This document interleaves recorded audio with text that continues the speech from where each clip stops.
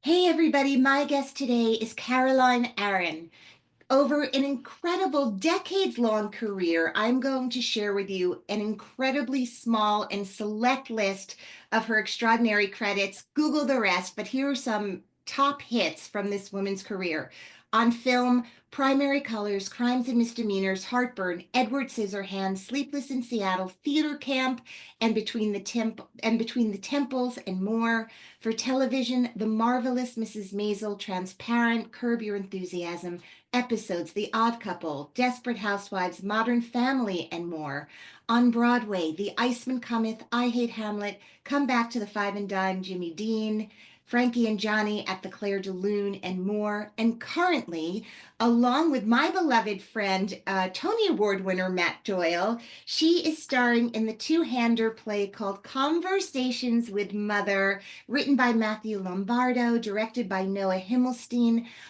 I am so thrilled to welcome Caroline Aaron to the podcast. Good morning, lovely Caroline. How are you? I'm very excited to be here and to talk to you. It's so nice to have somebody read out what you've done over the years. It sounded really impressive. It's so impressive. Also, that is literally like, an eighth of the extraordinary amount of work that you've done.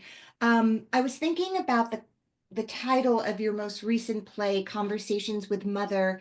And if you will indulge me for a minute, because we'll talk about the play and encourage everyone in New York to go see it. But I also feel strongly this will be a play, even if they can't see you in it, that will get done all Yes. around the globe because it's just so accessible and relevant and universal. But tell me about your mother. Tell me about where you grew up, who was in the house with you, and just early days of the artist that I am speaking to today. Well, I grew up in Richmond, Virginia, the capital of the Confederacy, and I had an extraordinary mother. In being in this play called Conversations with Mother, it inspires a lot of people to call their mothers, to certainly think about their mothers. And I always say I had a great head start in life because I had a great mother. Not everybody does, but I was so blessed. I grew up in the South, the antebellum South in those days. And my mother was widowed at 38 years old. My father died when I was really young, and she ended up with three children under the age of 12. And she was a single mom. She had been on her way, I think, to being like a lot of women of the 50s, as I say in my play that I'm doing now, two jobs, a wife and mother. And now my mother was faced with a third job, which was to be a provider. And the only place she could get a job in Richmond in 1965 was at an all African American university as a sociology professor. And from there, my mother became a very well known civil rights activist in the South. So I had an extraordinary mother and an extraordinary example of how to change the world, which she did. She was named one of the 100 most important Southerners at the millennium when we went into the 2000s.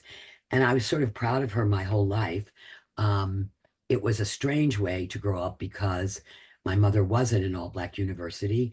The Ku Klux Klan, broke eggs on our front lawn, threw rocks through our windows. I had to have a police escort when I first went to college in the 70s because we were still being hunted down and chased. And I went back to Richmond for the first time in like 20 years last year, where they flew me in to give a talk like Local Girl Makes Good, because The Marvelous Mrs. Maisel had been such an international hit.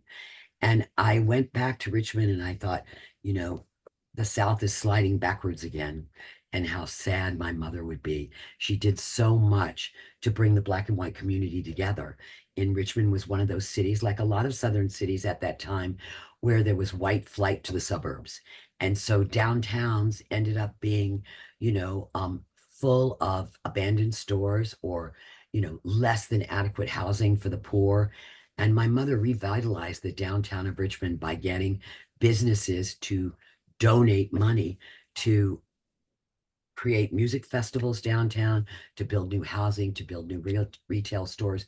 And all of that is still in place. But I could feel that it was happening again, where Richmond, like a lot of southern cities, was divided into the white side of the street and the black side of the street. There was no longer the sort of coming together in a humane way.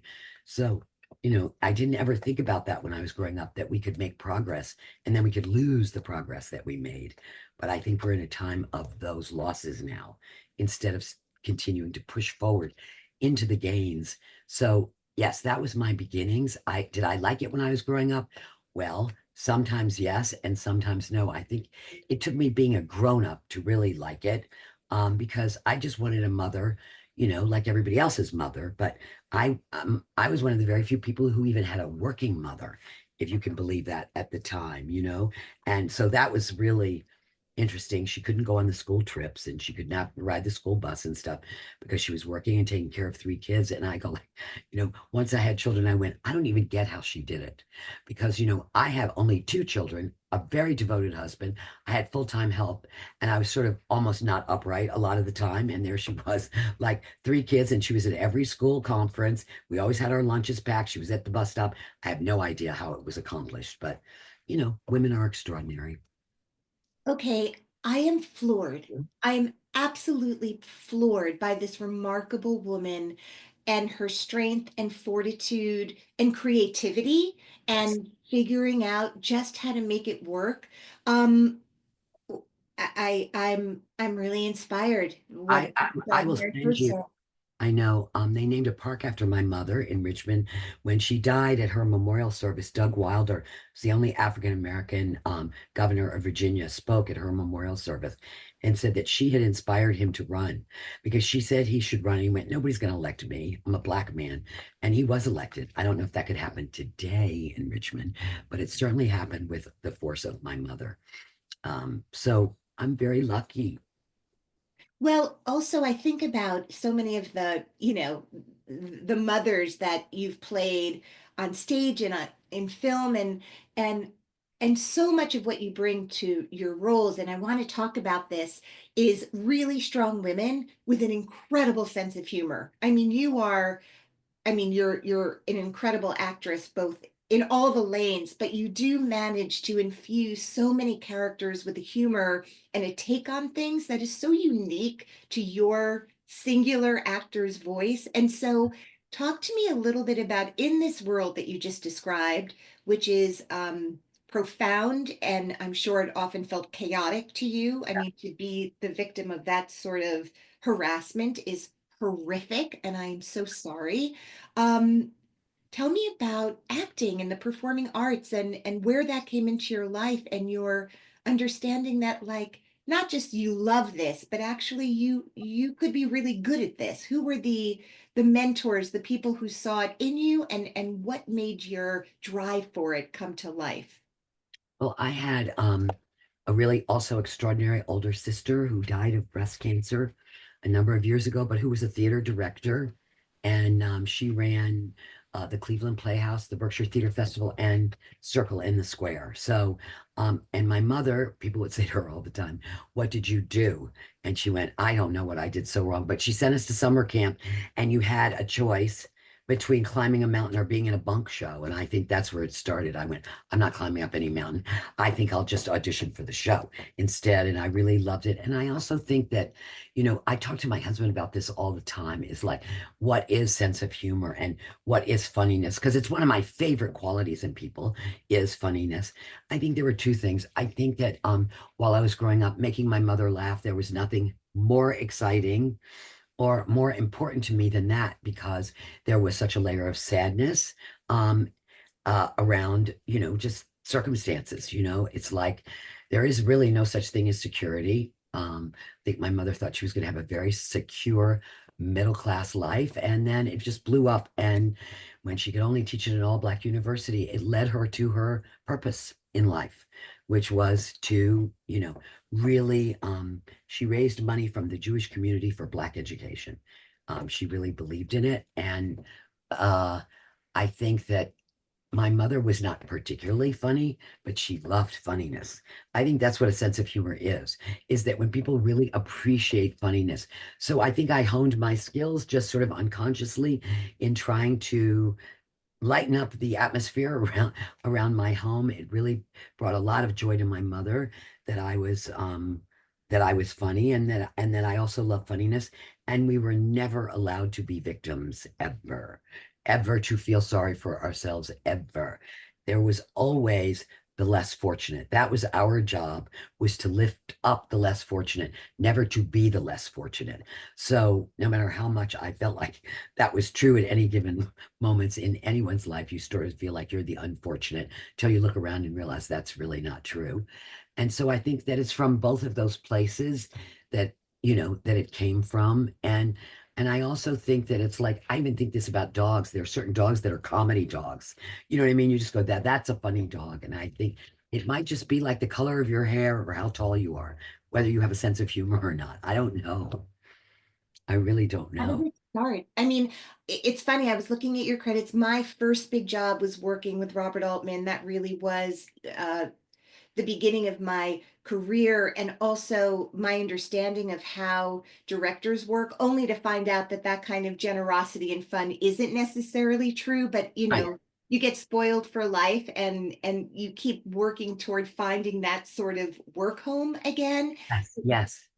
I was looking, it's like, I mean, the generation specifically of these directors, Robert being sort of the elder of these people, but Woody Absolutely. Allen, a peer of his, a little younger, um, Younger, I think. Mike Nichols, Nora Ephron. I mean, these are true pioneers in a certain kind of comedic filmmaking.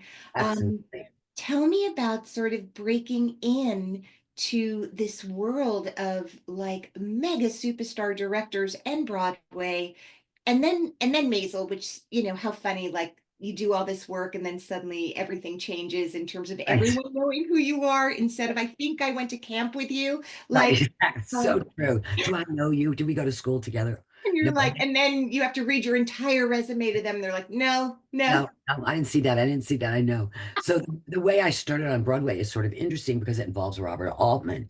So, I was just teaching this class right before we started talking, and I mentioned Robert Altman.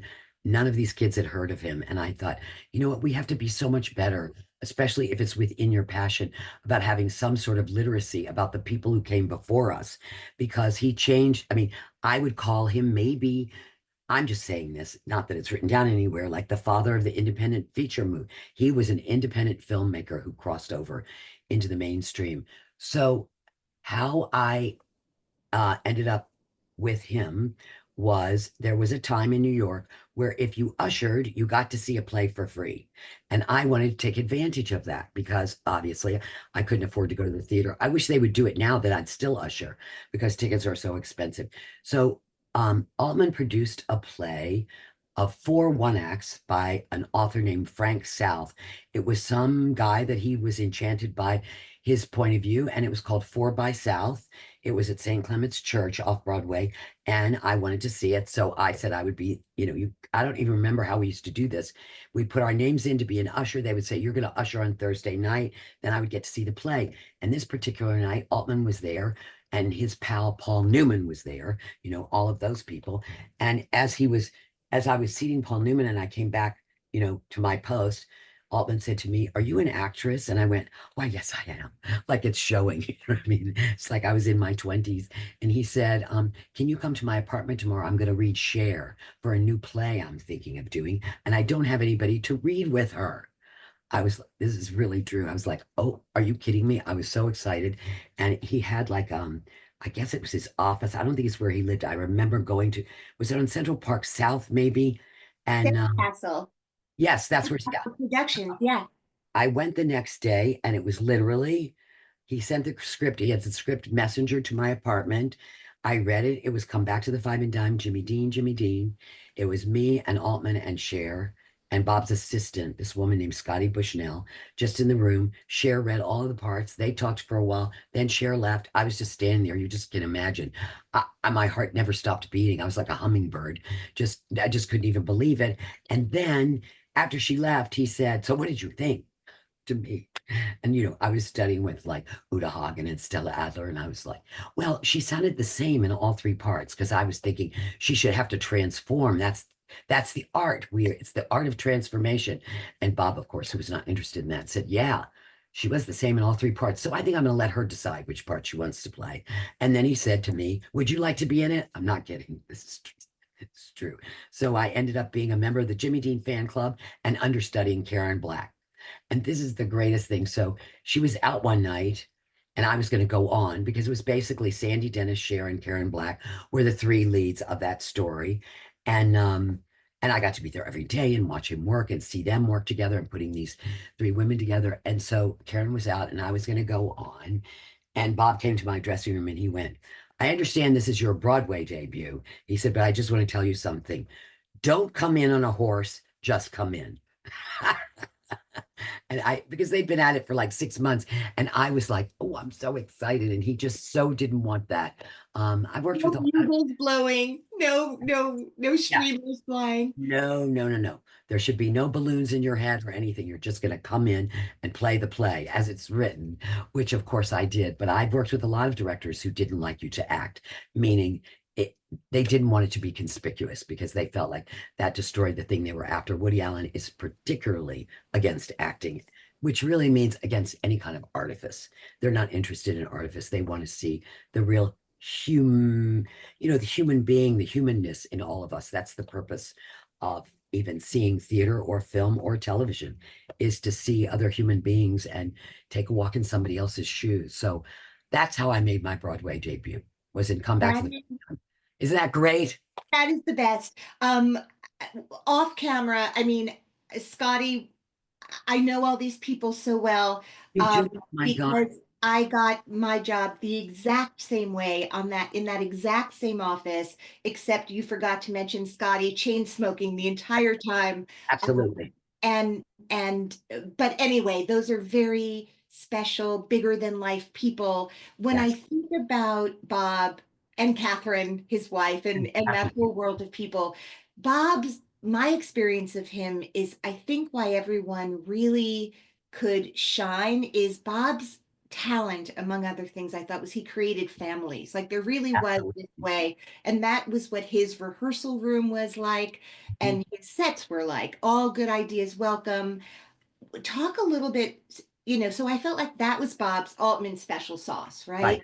In Right. terms of Right. working with, like, I mean, there are so many different stories about working with Woody Allen, actors saying how like he never talked to them the whole time, so they never knew. Other people going, no, it could not have been more normal. Everyone has a very different experience of working with him.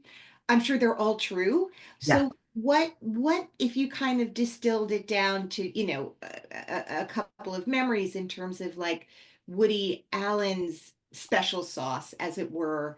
What's your take on that? And I'd love to do that for Mike and Nora and just all of this Yes. I admired Well, so I think much. for Woody, I actually auditioned for Woody, and that was very unusual. And that was thanks to the brilliant casting director, Juliet Taylor. He had somebody else in mind for Crimes and Misdemeanors. The thing about Woody is he's genuinely shy.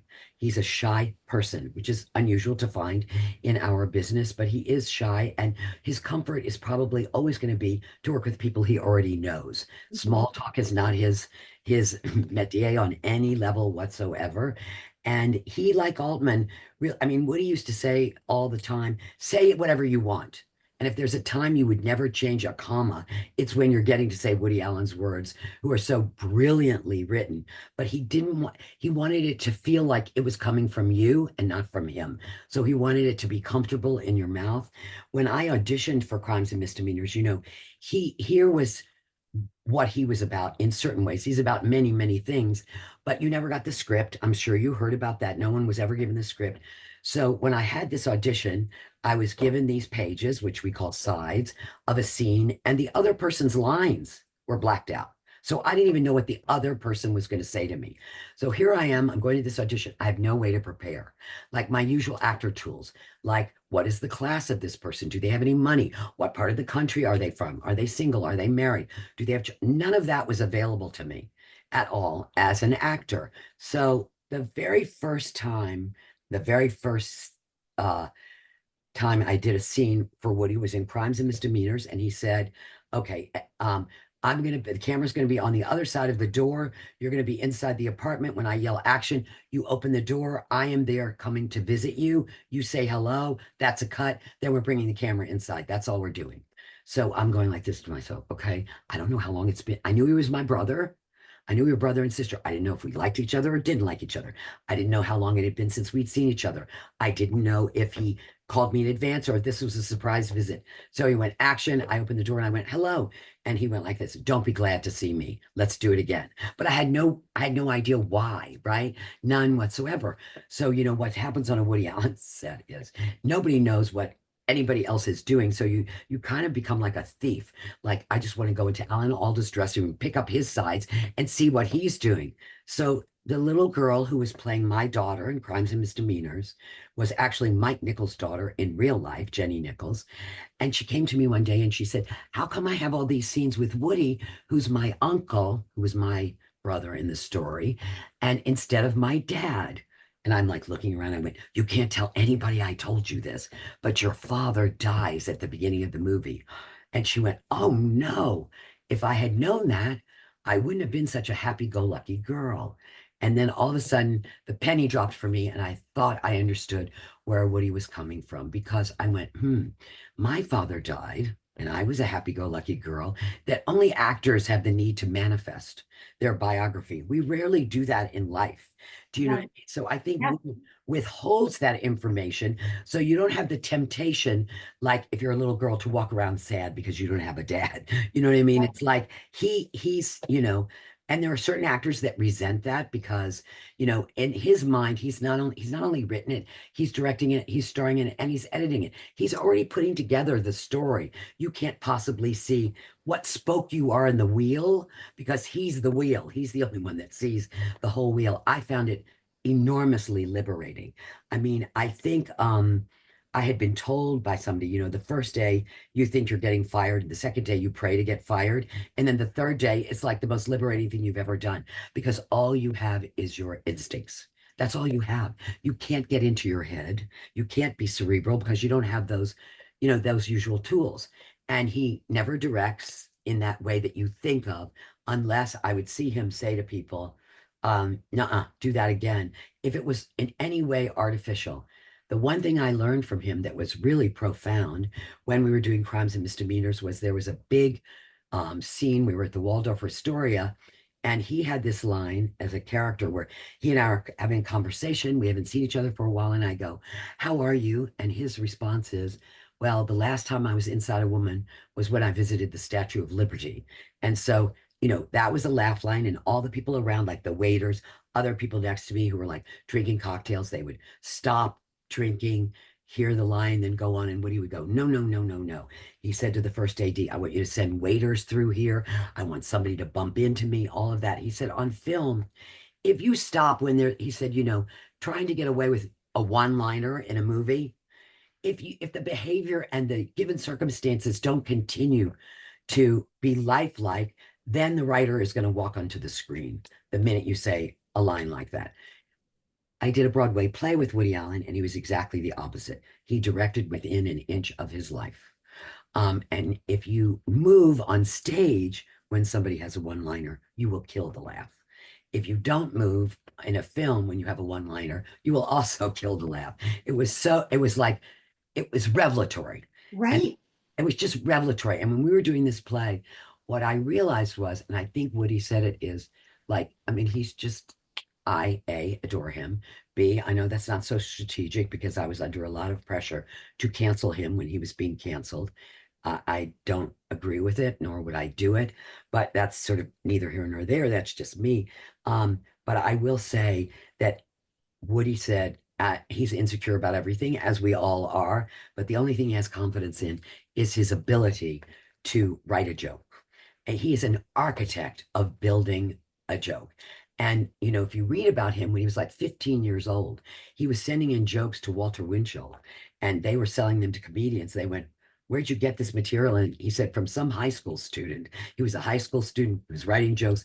And that's how he began his career, really, was by all these comedians buying his material from him until it became his own material. So yes, he was very different than anybody I'd ever worked with in that way. And you could see when actors would go up to him and they would want to know their motivation or what they had for breakfast or stuff like that. It was like all the blood would drain from his face. It just was not his thing at all. He just wanted you to figure that out yourself And he actually told me in Crimes and Misdemeanors, it was a way different movie than you actually ended up seeing. He kind of shot it twice because he was really writing with celluloid. You have to think about that. Everybody writes a script, and they say in movies, it's the script, it's the movie you think you're making, it's the movie you wanted to make, and it's the movie you actually make. Those are three different movies that are, you know, in play at all times.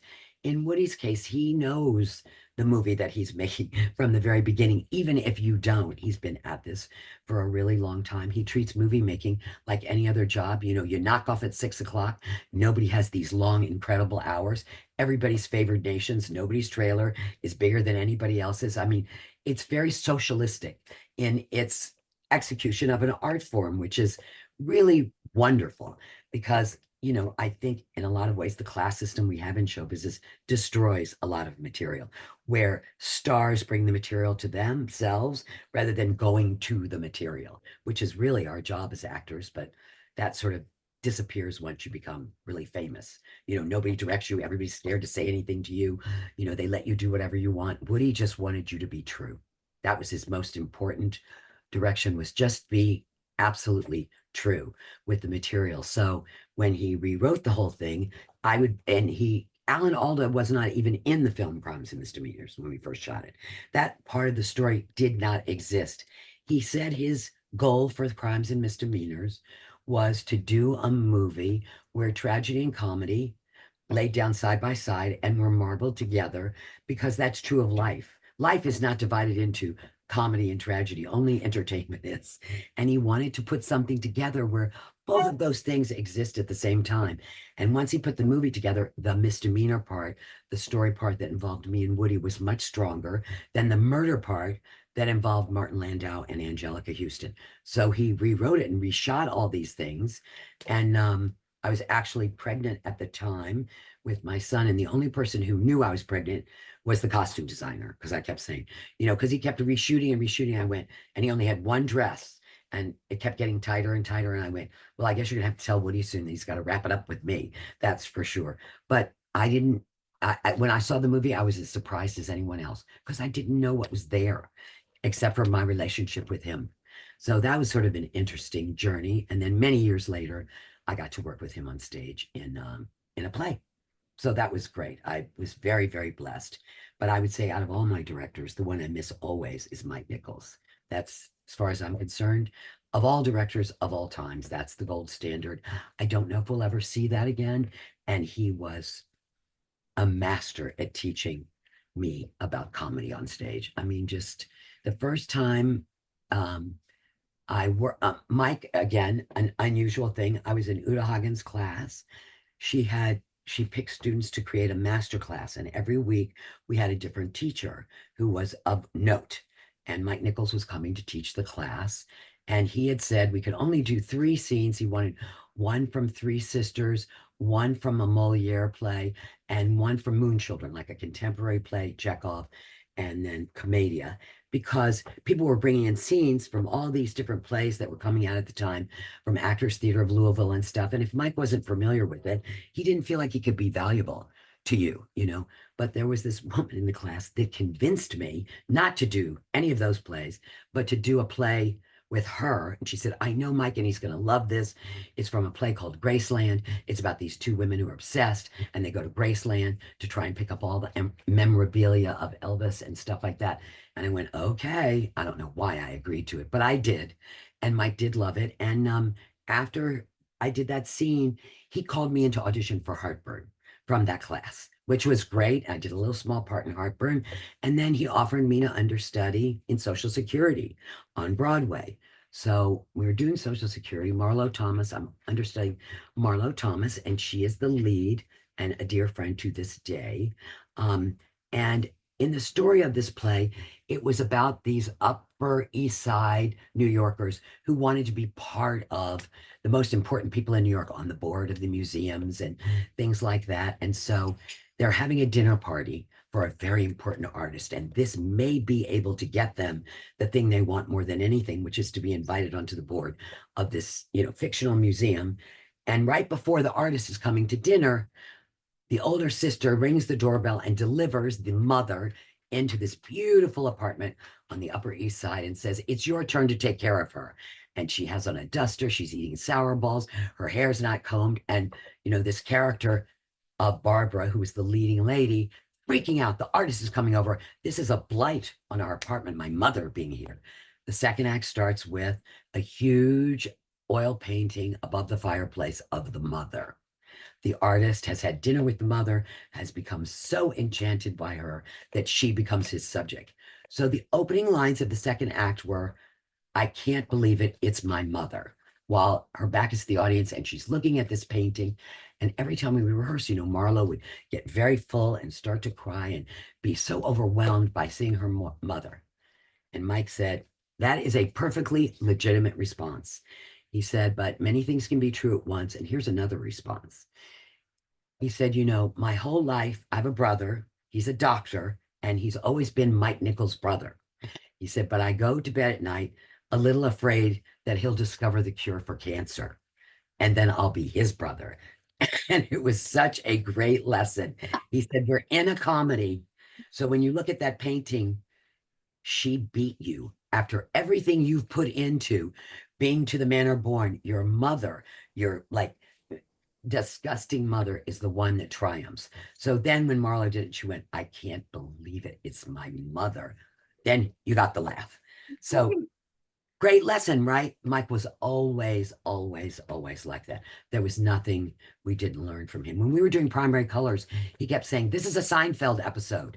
You can't play the end of this. We all know what the end is, which is Bill Clinton becomes president." No, we're in the stage of this story where everybody's on a road trip to try and get this completely unknown character a nomination. How's that even going to be possible? And so, he was, he just, I just miss him all the time. I just want him to be here all the time to teach me more and more things. And of course, our beloved Nora. I just love Nora. Nora directed by feeding you. That was one of her directing tools. She loved food and she was so thin and she just was like a big snob about food. And she believed, when you said Altman created a family, Nora did too. Nora created an atmosphere of, she was a hostess as well as a director. We're all under this umbrella.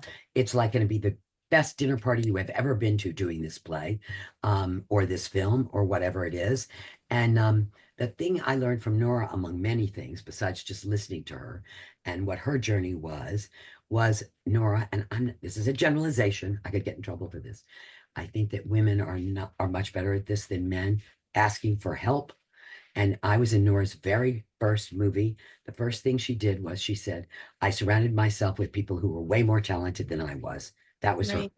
first thing. And she had Sven Nykvist as her DP, who had been Ingmar Bergman's DP. And I remember her saying to him one day, "I played the stepmother, and these little girls were coming over to meet me. They were visiting their father. They're going to meet the new wife for the first time." And Nora said, "I wanted to feel like when these little girls walk up the steps to ring the doorbell, that they're climbing a mountain. How do I do that?" And Sven said, "You put the camera under the steps and you just watch their feet go up the stairs until you cut to seeing their faces at the door." So it was so wonderful to watch Nora depend on everybody else's expertise. She had no need to know it all, not at all. She was a big collaborator. So I think I learned that from her. A good idea can come from anywhere. Don't ever Right. shut yourself off from that. I've heard, in interviews with her and people like that, the sort of humble way they described their early careers where they surrounded themselves with these giants in each department. But the thing that I always think is right, but the reason Sven and people of that caliber who had already been established and like such incredibly important artists, they wanted to do her movie because of how much they were intrigued and respected her. And Yes. so no one who's like the best cinematographer in the world needs to do a first time director's movie So unless that person has a a genius that they can clock immediately. And so I always think it's so funny when people like that say that. They're like, actually, your script was incredible. Your vision, your vocabulary, your instinct for the Yes, vocabulary of film is yes, is unprecedented. And it's always just this incredible, particularly female quality of yes, humility. It's not yes. like them. But I love the idea of making an artistic, creative workplace. The idea of hosting a beautiful dinner for people so that they feel their best and do their best. Um, the Marvelous Mrs. Maisel is one of those shows that just penetrated the zeitgeist of a culture at a certain moment. And there are so many things I'm sure you've been a part of that you're like, this is going to be the Yeah, next. And you're like, oh, okay. And it has to do with so many things, right? The magic from marketing budgets to right. actually the thing itself being executed in the way it deserved to be executed. And Yes, there's something about, I love that it's called The Marvelous Mrs. Maisel, because I always thought actually, right, because it's about Shirley Maisel, and she is, exactly. she's Exactly. Whenever I would do interviews, I'd go, I'm Mrs. Maisel, not the titular one with the title, but I am the Mrs. Maisel, the original Mrs. Maisel. Yeah. right, from which none of this, all of this comes from Shirley and Moish Maisel.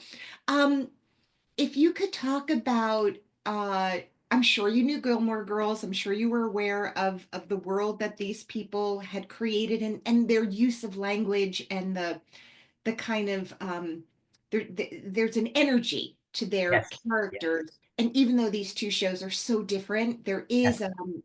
there is a world in which they both live very comfortably side by side as Yes. companion pieces. Tell me about how you got the role and when you realize, like, oh my God, this is a great gig, but now I get to be a character with a whole Story. work. Yes. Yes, yes. That evolved. How I got this job was my daughter was obsessed with Gilmore Girls. I'd never seen it. And she kept saying, every time I walk through the living room, she's like on the seventh viewing of the same episodes over and over again. Because Right. she missed it the first time. I don't even know if she was born the first time. And then she kept saying, Mommy, if the grandmother and mother on this show had a baby, it would be you. You have to watch this with me. So we made a deal that I would watch all 7 years, 7 seasons with her. And the story of that show is a single mother raising a daughter. And the last episode, the daughter goes off to college. So we made this deal that we would watch every episode together and we'd watch the last episode the night before I dropped her off at college, which we did. I know it was so moving. It was like, I was like, we were in a hotel and I said, okay, it's time for us to watch the last episode when Roy goes to Yale and you go to RISD and I have to let you go. And that's what we did. So then we fast forward and my agents call me and say, this woman, Amy Sherman Palladino, who created Gilmore Girls, wants to talk to you about a new show she's doing. And I went, yes. And they went, well, wait, you have to talk to her. We don't even know what the part is. I went, doesn't matter. The answer is yes. And I said, because for my daughter, the idea that I was talking to the person that created Gilmore Girls was so exciting. So I talked to Amy on the phone. They sent me the pilot. Our characters were not in the pilot. I never saw anything like that in my life on television. I went, oh my God. So when I was talking to her and she said, since I'd seen the pilot, they were looking for the parents of Michael, the groom who, was fucked up in the very beginning and sort of, launched this story into the universe. And I said, oh my God, I saw the pilot. It was so unbelievable. And she said, they told me to make it look like a movie. So I did. It was so gorgeous. I couldn't believe it. And I was only supposed to do 1 or 2 episodes. There was no more than that. As it kept going, this is the way Amy and Dan are, is that they sort of like, they get the scent of something. You can even tell from Gilmore Girls over all those years. If you've watched all those people in the town, we kept getting to know them better and better and better. They became more and more prominent outside of Rory and Lorelai and Lorelai's paramour. So the same thing happened here, that Moisha and I became more and more prominent as the story went along. And when I first saw it, when you said, it became like it was like this international hit. When I first saw it, I thought, okay, well, Jews will like this and New Yorkers will like this. That's a lot of people. I thought that should sustain it for a little bit of time. The fact that it became an international hit where we went to Italy and did press all over the world in India and Brazil and all these places. I kind of got a whiff of that at the end of the first season. And I think, I don't know if I did two or three or four little episodes in that first season. There was a little party, and I was standing outside, and there was this really attractive African American woman who was about 30. I was waiting for a cab to go to the party, and she went, "Oh, I love your show." And I went, "Well, it's kind of not my show, but thank you so much." And I just couldn't resist. And I went, "Why? Why do you like it?" I mean, I'm like looking at this black woman, really pretty, really young, and I'm thinking, what is in the marvelous Mrs. Maisel that would be for her? And she said, because it's just like my family, which we started to hear. This is the things we heard when we would do international press. Why did this take everybody by storm? Everyone asked all the time. There was these journalists that we talked to. I think they were from Sweden or Denmark, and it was a young woman, and she said, "We see a lot of women on television that are Midge's age in their 30s, but they're always losers. They're either getting a divorce or they're having man trouble or they're never successful." And they said, and most importantly, we never get to see confident women. This was a heroine who was confident, and they were so excited about that. And I thought, well, there are those unconscious things. Putting a young woman on television who is not insecure at that age about herself and her place in the universe. I mean, this is a woman who has no reason to have this kind of courage, but that says, I have confidence and drive to do this. And I'm going to give up the things that fall away from me along the way because I believe in myself. This was radical on television, and I didn't even realize that at the time. And then when people would ask me, why do you think it's so successful? I went, I know this is going to sound really odd, but I think quality might be good business. This was just every single part of this show was an A plus. The acting, the writing, the design, everything about it was of such high quality. And that might be a reason that it captured the hearts and minds of people along the way. It was very the great English director Peter Brook used to say that which is personal becomes universal. And this was so specific to this particular period of time in New York City, a Jewish family. All of those things were so specific, and their lane was very narrow, but it was so personal and so authentic that it blew up to being universal, whether you were from Brazil or India or this place or that place. People somehow logged into these people.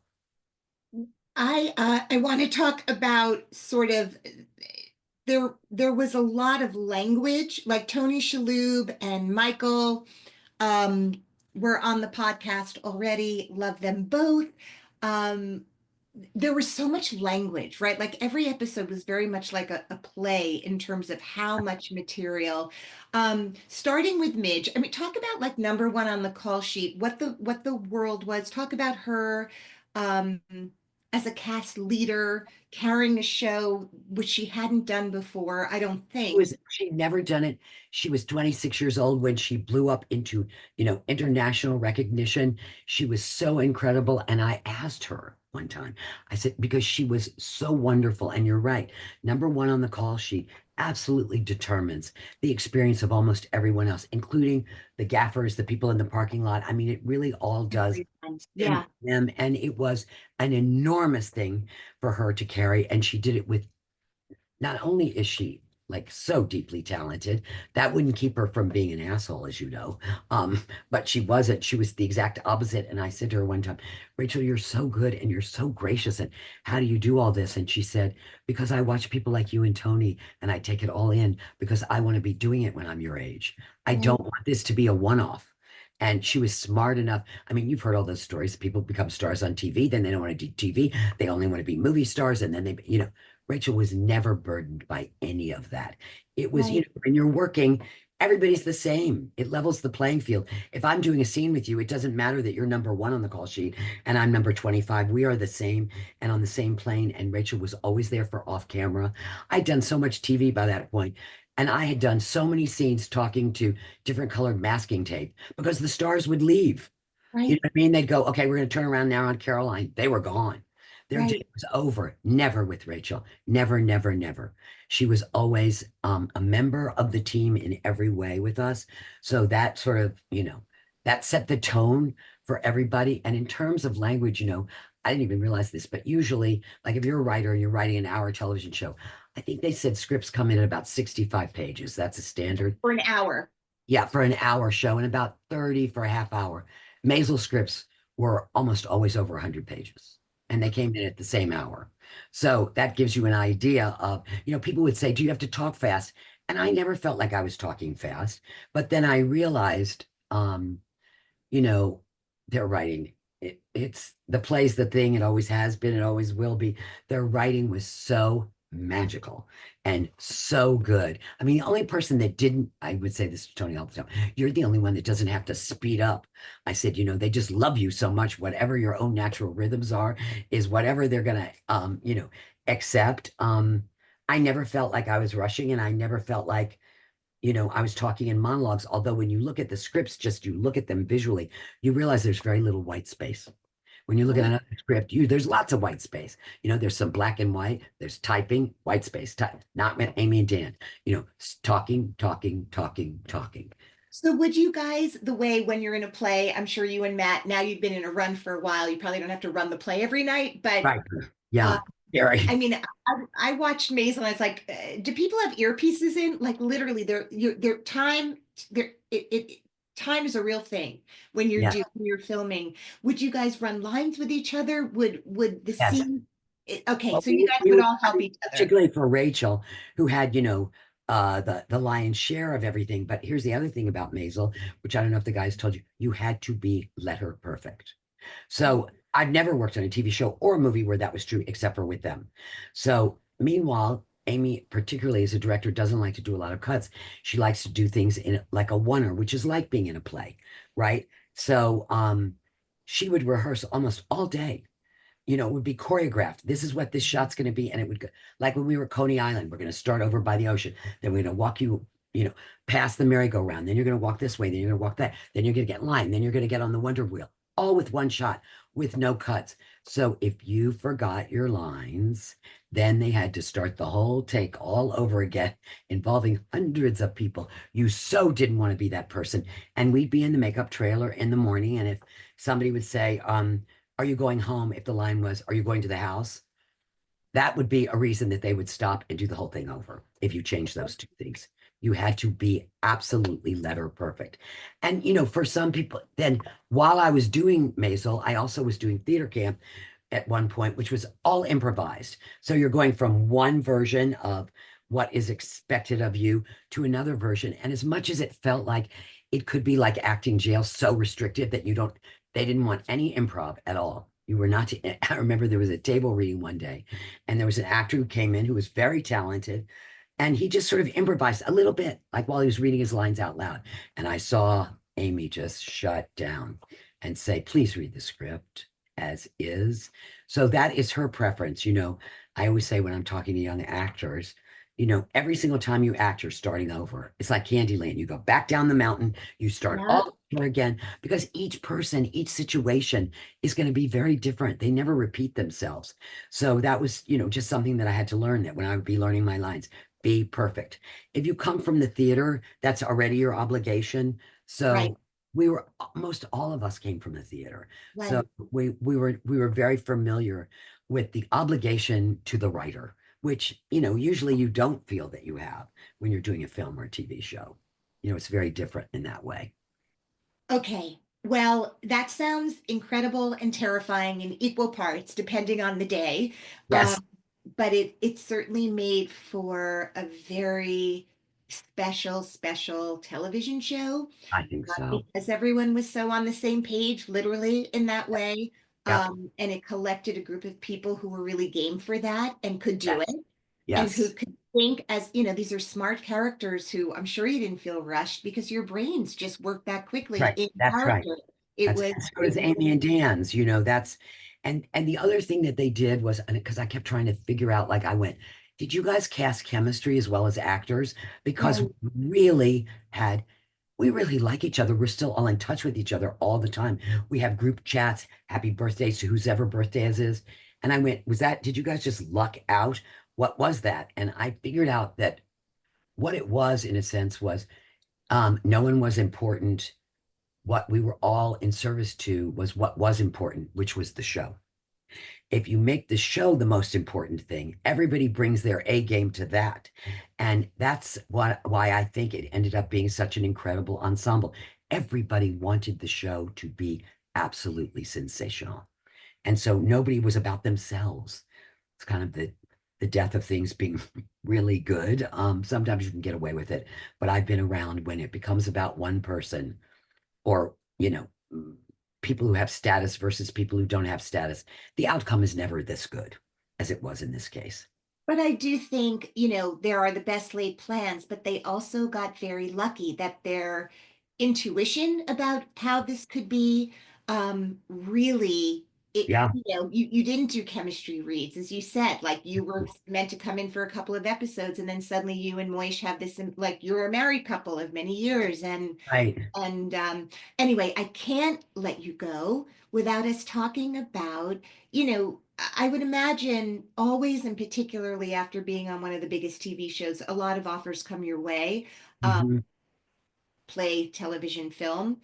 And, doing a play takes a tremendous amount of time out of your life and a tremendous out of you as a human being in terms of what we're talking about, Yeah, learning the thing and really infusing it with the truth that you want to infuse it in. With and you're in a two-hander, so there's not a lot of time to be off stage and kind of regroup and come back on. Your play is a beautiful tribute to mothers and sons all over the world. Um, and this is a very particular mother-son relationship. You have the great fortune of being a mother. Wouldn't matter if you weren't. You're an right. incredible actress. But what made you want to do this particular play? Like, what was it about the script, story, and the writing that you were like, I'm going to devote a lot of time to this right now? And it's going to be hard because there's just two of us and there's Yeah. no one can screw up, although have there been screw ups and has that been fun? But the thing about it is, I'm so lucky that it's Matt Doyle because I've never had a conversation with him about configuring a moment or would you do this so I can do that, which I've Right. done many times in the past.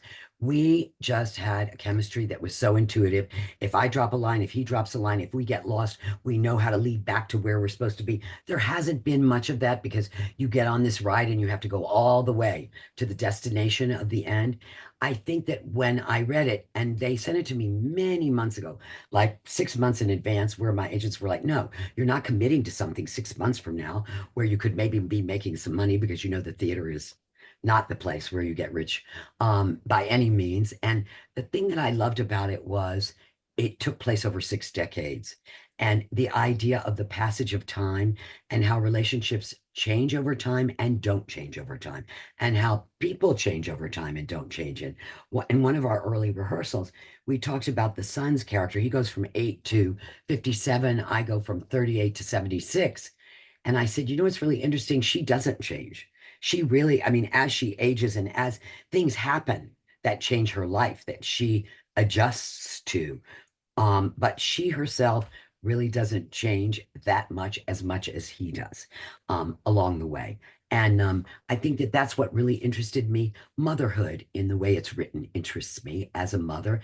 And also, I think it's, one of our profound relationships in life, whether it's a good one or a bad one, it is always a consequential one in a big way. So I was very interested in this particular relationship. And I read it and I thought, if you describe this to somebody, they would go, oh, that's so sick. It's something wrong that this mother and son are so close. And I didn't feel that. I felt like this was a very particular connection between these two people that was so honorable, as a like as a mother. If I, went over to my son's apartment when he was an adult living by himself and just figured out a way to get in and was just sitting there when he came home, he would murder me. Like just murder me. Are you kidding? I wouldn't even dare. But in this case, it seemed okay.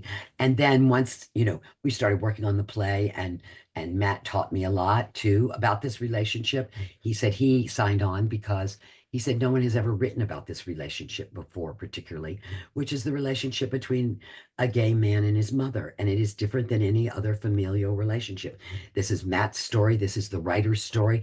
This is the director's story. So they were all there to help me understand this closeness. And I could bring my own motherhood into this. And also, I am. I am the mother to a child and I am somebody's child. That's all source material for me, as well as the artists that I'm so lucky to be surrounded by in this particular thing. And also, I had been doing a lot of TV and a lot of film, and I liked this writing so much because it's my favorite, which is it's funny and deep at the same time. Um, Right. you You're know, comfortable with it. It's comfortable terrain for you. Yes, it is. It's Yeah. my favorite terrain Yeah. to more than anything. And so that's why I said yes. And I'm so challenged. I'm so challenged by it because you're right. I mean, there you can't even go off stage and go, okay, the next scene I'll do better. You know what I mean? You're on that ride and you've just got to go to the end no matter what happens. And so, yeah, No, but in a play, you can say, tomorrow I get to do it again. that's right. That Exactly. is the joy. That That is is the the joy. joy. You can at least make up for your mistakes that way. And each audience is different because I even thought to myself, this play is so hard and so demanding and so many emotions. And I thought, well, I could do that once. Am I going to be able to do that 8 times a week over many, many, many months? But I'd forgotten the audience becomes another character as you Right. because it's live. And to me, there's just I went to the theater the other night and that moment when the lights go down, the house lights go down, there's that particular quiet right before it starts that I find there is nothing more special to me. It I just, know. I love it so much. And then going out after, Caroline and I got to see each other last night, full disclosure, at the West Bank Cafe in New York City, which has been a meeting place for people who love to go to the theater and people who perform in the theater for Right, decades now. And it was really one of those businesses owned by the great Steve Olson that during the pandemic, yeah, it became very difficult to keep restaurants open. And miraculously, this place that has been a New York City institution is back mm, under new ownership, allowing Steve Olson to finally not have to be chained to a restaurant day and night right, and live his right, own life. But we miss him terribly. And I can't wait to see what he does in this next chapter of his life. right, But it was right, really thrilling. I was like, there's Caroline Aaron, who just did her play, and I just seen Curse of the Starving Class, and I'm with Frank Delella, and all right, of us, and Jackie Reingold, who I've known. One of the first one acts I've ever done, I did in New York, was written by Jackie, and so just community, and I feel community. like we Yes. are we are finding our way back to community. Today is March 13th, but yesterday, March 12th, marked the day that Broadway shut down in 2020. If you were in a show, it was Wow. in a show, that was the last day of theater. And it's really remarkable to me that now, 5 years later, there is a season on Broadway and so much going on off Broadway and so much theater going around the world again, where we can be in community with each other, and you can like the play and not like the play. You can have whatever you're feeling on any given moment, but we're all in it together again. And Yes. slowly Yes. we are back to communing in our religious institution, which is called the theater. Um, Absolutely. Anyway, I could talk to you forever, but I want to let you go because you do have to do a show tonight. Before I do, though, there's a tradition of ending each episode, asking my guests to share a little known fact about themselves, and I wonder if I can ask you to share one. Um, okay. I think this is probably little known. I have been married for 45 years.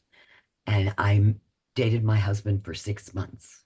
And we met through an agent in New York City. And when we decided to get married, it was very spontaneous. And I remember thinking, well, if I don't like it, I guess I'll get out of it. You know what I mean? I didn't even know what a big deal it was. And so I have lived my life being supported by the same man for over 4 decades. Isn't that amazing? We got married the day Ronald Reagan was elected president, November 3rd in 1980. So our relationship has gone through quite a big political spectrum as well as all the things that have happened to us as people. So that's my little known fact. That's incredible. That's a really beautiful little known fact. Thank you for being on the podcast today. Thank Thank you for you. extraordinary work. I And will I'm going see to you see you soon. soon. Yes, thank Mwah. you. Bye. Bye. Have a great Thank day. you. Thank you. You're welcome. Bye.